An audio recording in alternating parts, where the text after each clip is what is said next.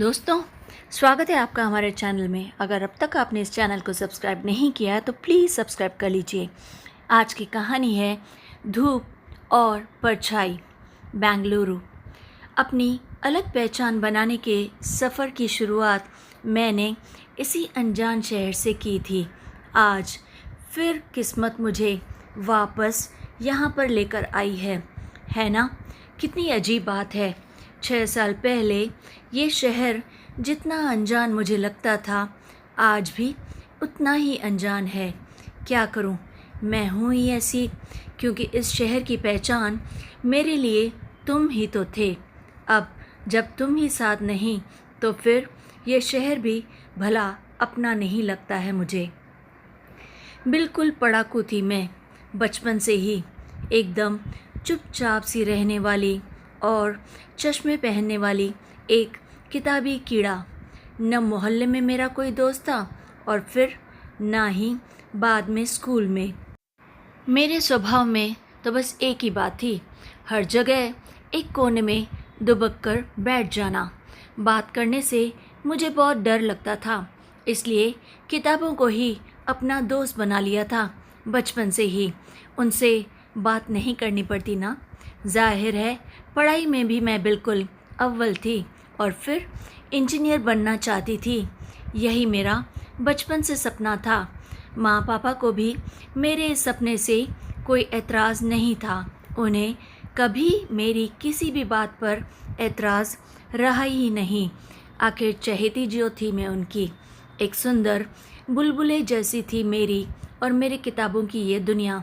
पर जिस दिन मेरा एडमिशन बेंगलुरु के बड़े आईआईटी कॉलेज में हुआ था, उस दिन के बाद जैसे मुझ में बदलाव आना शुरू हुआ। उस दिन खुशी तो हुई थी, पर मेरी ये बुलबुले की दुनिया कुछ टूटती हुई सी दिखाई दे रही थी। माँ पापा ने एडमिशन के लिए ट्राई करने को तो हाँ कर दी थी, पर ये नहीं सोचा था कि एडमिशन के बाद सब कुछ कैसे होगा। घर की लड़कियां हॉस्टल जाकर अब तक नहीं पढ़ती थी और अकेली रह लेंगी और भला खाएगी क्या, अनजान से बातें कैसे करेगी। माँ पापा के इतने सारे सवालों के बाद एक आखिरी सवाल आया, तू सच में ये कोर्स करना चाहती है? सच कहूँ तो अब तो मुझे भी नहीं पता था कि मैं कैसी रहूँगी, क्या करूँगी, पर इतना ज़रूर पता था कि यही वो एक चीज़ है जो मैं उसके बारे में बिल्कुल निश्चित थी, जो सच में मैं करना चाहती थी। ये भी पता था कि अब ज़िंदगी जितनी आसान है उतनी वहाँ जाकर बिल्कुल नहीं होगी। वहाँ अगर गोभी की सब्ज़ी बनने पर मेरी नाक सिकुड़ने के डर से माँ की तरह कोई भी दूसरी सब्ज़ी नहीं बनाएगा। एग्ज़ाम शुरू होने के जस्ट पहले अगर एडमिट कार्ड न होने पर शायद पापा की तरह दौड़ता हुआ कोई मुझे लेने नहीं आएगा। मैं तो लोगों से बात तक नहीं कर सकती, इतनी दूर अनजान लोगों के साथ भला मैं अकेली कैसे रहूँगी। पर अगर कॉलेज नहीं गई तो ज़िंदगी भर यही सोचती रह जाऊँगी कि काश हिम्मत करके चली गई होती बेंगलुरु। बस मन में यही सब चल रहा था और मुझे इस काश में नहीं जीना था। मुझे इतने दिन उलझन में देखकर पापा ने मेरे आगे अचानक एक लिफाफा रख दिया। उसे खोल के देखा तो उसमें बेंगलुरु जाने की टिकट थी। उस लिफाफे को देखकर मेरे होठों पर अचानक से एक प्यारी सी मुस्कान आ गई और फिर आँखों में नमी। पापा ने कुछ कहा नहीं, पर माँ बोली, अचार व मठरी बांध दी है मैंने और भी बहुत सारी चीज़ें, तू भी पैकिंग करना शुरू कर दे, वक्त लगेगा उन सब चीज़ों में। मुझे स्टेशन छोड़ने माँ पापा दोनों आए थे। बेटा, ट्रेन में कोई कुछ खाने को दे तो बिल्कुल मत लेना, किसी से बात मत करना, और हाँ, कोई सीट बदलने को कहे तो बिल्कुल साफ मना कर देना, कहना मैं अपनी सीट पर ही रहूँगी। माँ लगातार हिदायतें दिए जा रही थी और पापा चुपचाप सारा सामान बर्थ के नीचे सेट किए जा रहे थे ताकि मुझे कोई तकलीफ़ ना हो। देख, हॉस्टल जाकर टाइम पर खाना खाना, सोच समझकर दोस्त बनाना, और हाँ, एक बात और, पूरा ध्यान केवल अपनी पढ़ाई पर देना और झूठ बोलने वाले और देर रात तक घूमने वाले, पार्टी करने वाले बच्चों से बिल्कुल दूर ही रहना। वो किसी लायक नहीं होते। माँ की हिदायतों की लिस्ट ख़त्म ही नहीं हो रही थी। आखिर मैं पहली बार जो उनसे दूर जा रही थी। पापा पानी की बोतल वाली स्टॉल पर अकेले खड़े थे और फिर जब ट्रेन चलने लगी तब वो आए और अपनी नम हो चुकी आंखों से मुझे देखकर सिर पर हाथ रखा और धीरे से बोले, मेरी बेटी का ध्यान रखना और मेरी बेटी के सपनों का भी। फिर यह सब सुनकर मेरे होठों पर मुस्कान थी और आंखों में ढेर सारी नमी। घर से पहली बार अकेले दूर जाने का गम भी था और सपनों के करीब होने का एहसास भी। सुबह को ट्रेन स्टेशन पर लेट पहुंची, जिसकी वजह से मैं भी कॉलेज के लिए लेट हो रही थी।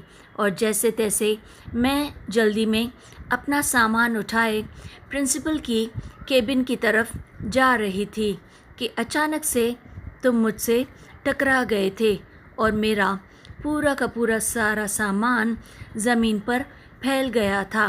पर तुम सॉरी कहते हुए आगे चले गए।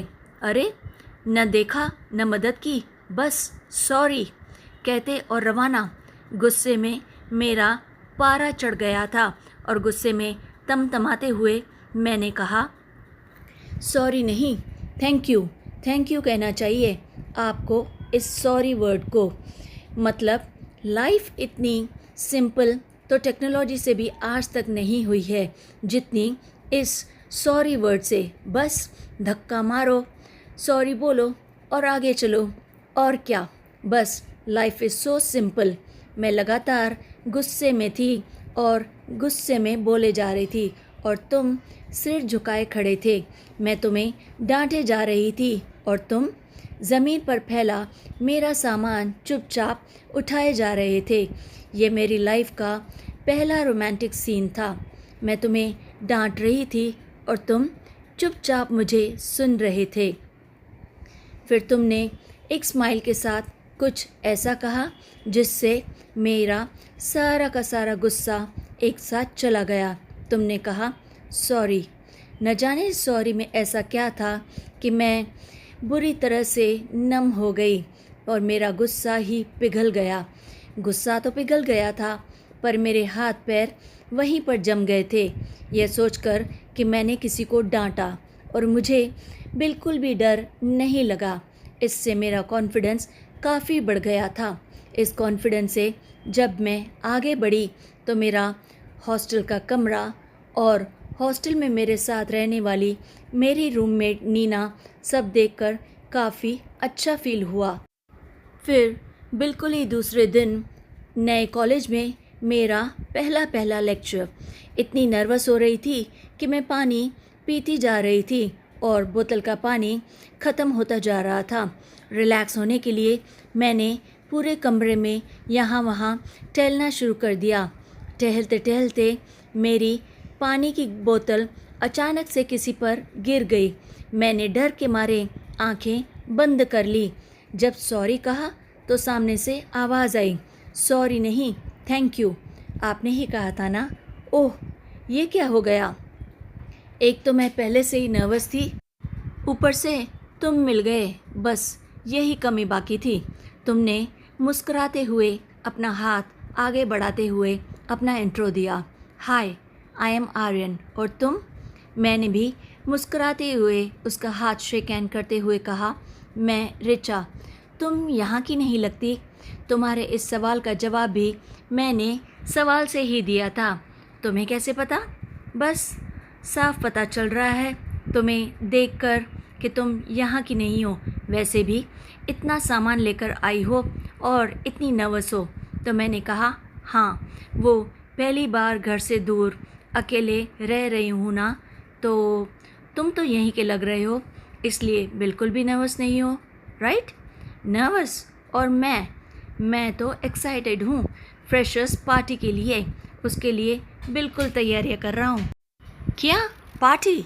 मैं हैरान हो गई। मैंने आज तक कभी ऐसी पार्टी देखी भी नहीं थी। जनाब का पहला दिन है कॉलेज में और इन्हें पार्टी की पड़ी है। मुझे अपनी मम्मी की कही हुई बात याद आ गई कि बेटा, जो बच्चे पार्टियां करें उनके साथ बिल्कुल मत जाना। कैंटीन में नीना भी बोली, अरे हर कॉलेज में होती है फ्रेशर्स पार्टी, ऐसा क्या हो गया यार, आ जाना प्लीज़। मैं तो पार्टी के नाम से ही घबरा गई। मैंने ठान लिया था मैं किसी भी पार्टी में नहीं जा रही। नीना के बहुत प्लीज़ करने पर भी मैंने उसे साफ मना कर दिया। पर फिर तुम आए और कहने लगे, तुम मेरी इस कॉलेज में पहली दोस्त हो, समझी? तुम नहीं जाओगी तो मैं भी बिल्कुल नहीं जाऊंगा और मुझे जाना है। प्लीज़ चले आओ ना, हम दोनों साथ में चलेंगे। मैं तो बुरी फंसी तुम्हारे साथ। पहले तुम्हारे सॉरी ने मेरा गुस्सा पिघला दिया था, अब तुम्हारे प्लीज़ ने मुझे मना लिया। पार्टी में मुझे बहुत मज़ा आया, बहुत डांस किया, सबके साथ बातें की और फिर मस्ती की। फिर हम रोज़ मिलने लगे, कभी क्लास में तो कभी कैंटीन में और फिर कहीं बाहर। हम हमेशा लगभग साथ साथ ही होते थे। और तुम्हें फुटबॉल बहुत पसंद था। मेसी की इतनी पुरानी और दाग लगी हुई टी शर्ट भी संभाल के रखते हो। जब हमारे दोस्त बंटी को प्यार हुआ था तो तुमने उसकी कितनी टांग खींची थी, याद है? तुम कहते प्यार व्यार जैसी कोई चीज़ नहीं होती, और मैं शायद प्यार में अब तुमसे मिलने के बाद यकीन करने लगी थी। पता नहीं क्यों मैं सोचती थी कि मुझे बात करना नहीं आता और तुम कहते कि मैं बहुत सारी बातें करती हूँ। मुझे लगता था कि मुझे सिर्फ किताबें पसंद है, पर तुम कहते कि मुझे अक्षय कुमार पसंद है। उसकी हर फिल्म का डायलॉग मुझे अच्छे से याद रहता। तुम रोज़ मुझसे मिलाते और मैं रोज़ अपने आप से मिलकर हैरान होती। मुझे अपने बारे में भी तुम्ही ने समझाया था।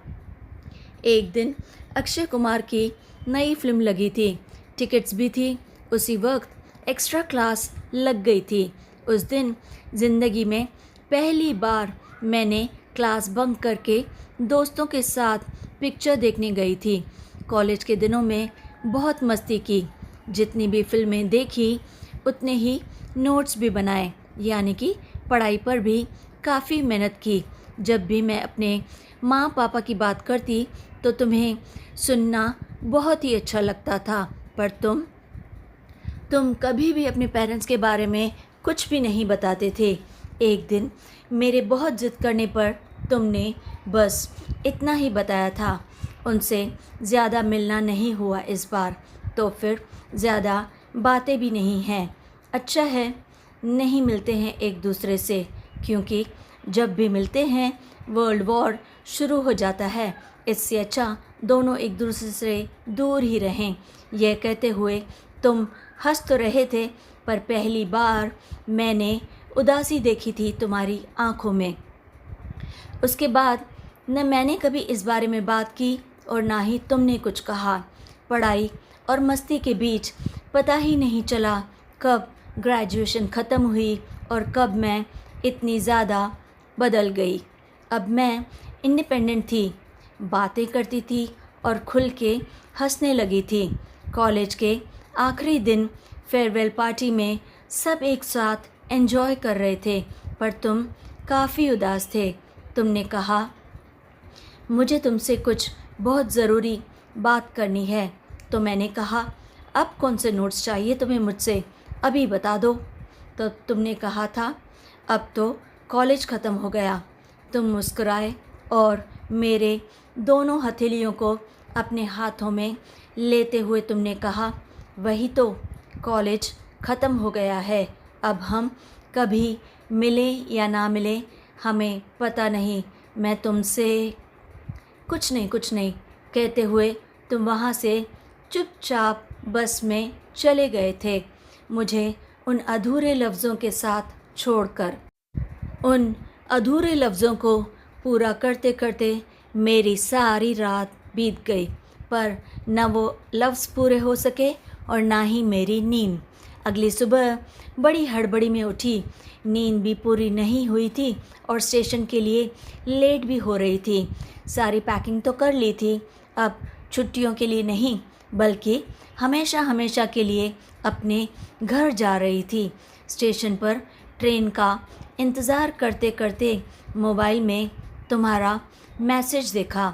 स्टेशन पर मिलते हैं, बात करनी है, प्लीज़ मेरा वेट करना। मेरी दिल की धड़कनें सुपर फास्ट ट्रेन की तरह दौड़ने लगी। शायद मैं भी अब तुम्हारा इंतज़ार कर रही थी। 1 मिनट में हज़ारों ख्याल दिमाग में एक साथ आने लगे। हर ख्याल के साथ मेरे होठों पर मुस्कुराहट और ज़्यादा बढ़ जाती। मैंने तुम्हारा इंतज़ार किया, बहुत इंतज़ार किया, पर तुम नहीं आए। ट्रेन चलने लगी, पर मेरी आँखें अब भी प्लेटफॉर्म पर रुकी हुई थी। शायद तुम्हें लेट हुई हो और तुम आ जाओ। मैं अपनी सीट पर बैठे स्टेशन को पीछे छूटते हुए लगातार देखने लगी, जैसे अपने बीते हुए कल को पीछे छूटते हुए देख रही थी।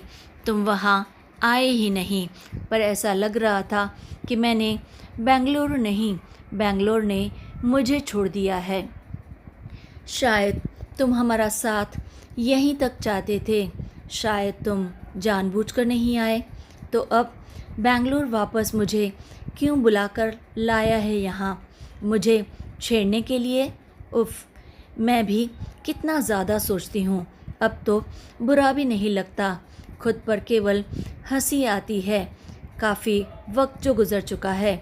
और फिर ऐसा भी क्या कह देते तुम आकर? कुछ भी तो नहीं, पागल तो थे तुम, कहते भी क्या और क्या कह पाते।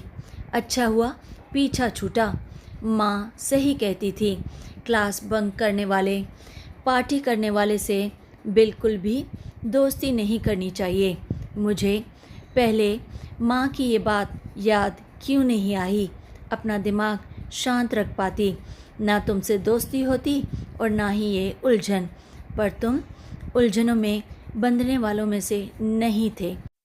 तुम तो सबसे अलग थे, तुम्हें तो कोई बांध ही नहीं सकता। न पढ़ाई, न कॉलेज और ना ही मैं। तुम धूप की तरह थे, सामने तो आ जाए, चाहे वो रेत हो या समंदर। धूप की तरह बाहें फैलाए हर जगह छा जाते थे और मैं केवल परछाई की तरह किसी कोने में छुपती रहती। कैसा रिश्ता था हमारा, धूप और परछाई जैसा। आज मैं कोनों में नहीं छुपती, आगे आकर हालात का सामना करती हूँ। मैं तुम्हारे बिना भी रह सकती हूँ, मैं तुम्हें भूलना चाहती हूँ। तुम भी तो भूल गए मुझे। इतने सालों में तुमने एक कॉल तक नहीं किया, मेरी कोई खबर तक नहीं ली, तो फिर मैं भी तुम्हें क्यों याद करूं? इतना गुस्सा आया मुझे कि मैंने अपना फ़ोन नंबर ही चेंज कर दिया ताकि मेरा कोई बेवकूफ़ दोस्त मुझे कॉल ही न कर सके। पर मैं समझ ना सकी कि मैंने तुमसे ही थोड़ी धूप चुरा कर जीना सीख लिया था। अब मैं हालात का सामना कर सकती हूँ, किसी से भी बात कर सकती हूँ। वो तो सिर्फ़ तुम्हारी वजह से था। शायद तुमने ही मुझे इतना होशियार बना दिया था। ये परछाई हल्की हल्की धूप बनी केवल तुम्हारी वजह से। तुम आए ही नहीं मुझसे स्टेशन पर मिलने। मैंने तो तुम्हारे हिस्से की धूप अब तक अपने मन में बचाए रखी है। कब तक मैं उस उधार की धूप पर जीती रहूँगी? कब तक तुम्हें याद कर कर के अपनी डायरी लिखती रहूँगी? मैं ये सब लिखना बंद क्यों नहीं कर देती? अब डायरी में कुछ और नहीं, अब तुम्हारा इंतज़ार और नहीं। लेकिन मन है कि मानता ही नहीं। ये लिखते हुए ऋचा ने ज़ोर से अपनी डायरी बंद की और अपनी डेस्क से उठकर सोने के लिए चली गई। पर आँखों में रात भर चमक रही यादों की धूप ने उसे बिल्कुल भी सोने नहीं दिया। अगली सुबह वो ऑफिस के लिए जल्दी जल्दी रवाना हो गई। वह पहले दिन पे लेट नहीं होना चाहती थी। नए ऑफिस में भी सब वैसा ही था जैसा ऑफिस में होता है। उसे उसकी डेस्क दिखाई गई और फिर काम समझाया गया। सब कलीग्स उससे मिलने आए। सब कलीग्स अपने हेड के बारे में बातें सुना सुना कर उसे डराने लगे। शर्मा जी बोले, वेरी स्ट्रिक्ट। अरे, छोटी सी गलती पर भी इतना डांटते हैं कि बस क्या बताएं, छोड़ते ही नहीं। मिस टीना बोली, पहले दिन ही रिपोर्ट करना पड़ता है उसको, समझी? अभी तुमको भी बुलाएंगे और पक्का कल जो सॉफ्टवेयर में एरर आ रहा था उसे ठीक करने का काम अब तुम्हें ही दे देंगे। तभी प्यून वहाँ आया और बोला, मिस ऋचा शर्मा, आपको सर खन्ना केबिन में बुला रहे हैं। वहाँ राइट साइड पर केबिन है। पांडे जी बोले, लो बुलावा आ गया। All the best miss Sharma. वो बहुत नर्वस हो रही थी। उसे अपने कॉलेज का पहला दिन अचानक से याद आ गया। उस दिन भी वो उतनी ही ज़्यादा नर्वस थी। वो सोचने लगी, काश आज फिर उस दिन की तरह उसे आर्यन मिल जाए और वो उसे बहुत डांटे। उसके बाद उसकी नर्वसनेस बिल्कुल भाग जाएगी।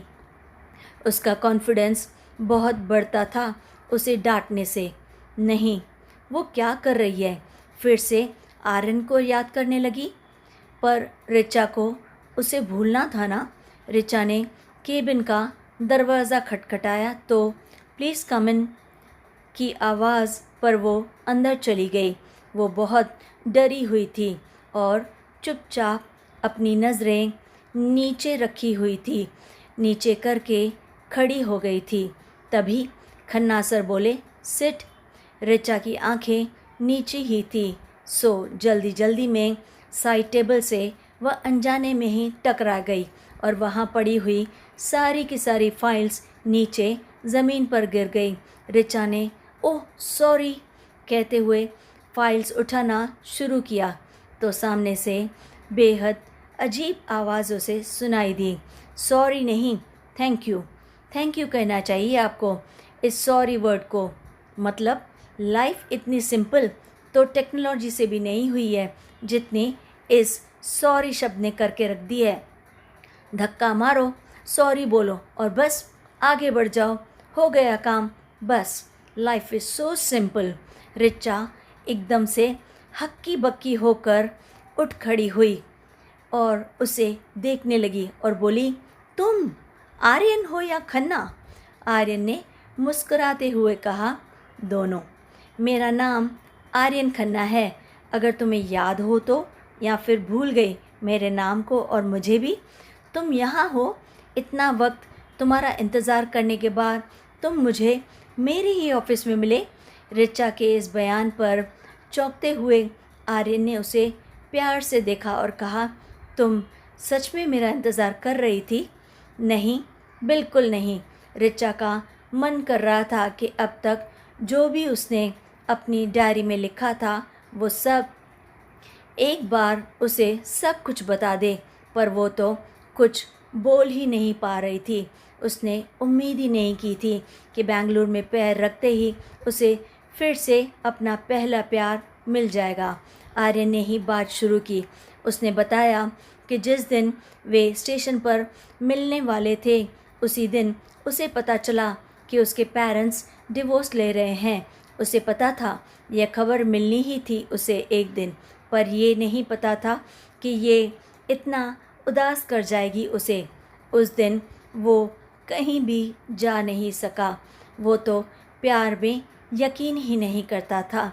फिर क्यों इतना वक्त बीतने पे भी वह केवल और केवल ऋचा के बारे में ही सोचता रहता था। उसने बहुत कोशिश की कि वो ऋचा को एकदम भूल जाए, पर वो ये बिल्कुल नहीं कर पाया। उसे एक बार ऋचा से वो बात पूरी करनी ही थी जो कॉलेज के आखिरी दिन अधूरी रह गई थी। जब बात करनी चाहिए तो पता चला कि ऋचा ने अपना मोबाइल नंबर ही चेंज कर दिया है और उसके बाद बहुत कोशिश करने के बाद भी वो उससे कांटेक्ट नहीं कर पाया। अब इतने सालों बाद आज मौका मिला उसे अपनी बात कहने का। आर्यन लगभग रोते हुए बोला, तुम्हारे बिना मैं बिल्कुल तुम्हारे जैसा हो गया हूँ। सीरियसली, हमेशा काम में डूबा हुआ। ऋचा, प्लीज़ तुम मेरी ज़िंदगी में वापस आ जाओ ताकि मैं वापस अपने जैसा हो सकूं। तुम्हारे बिना मैं बिल्कुल अधूरा हूँ। मुझे नहीं पता हम कब तक साथ रह पाएंगे, पर मुझे तुम्हारे साथ ही रहना है, हमेशा हमेशा के लिए। एक बार फिर ऋचा के होठों पर मुस्कान थी और आँखों में नमी।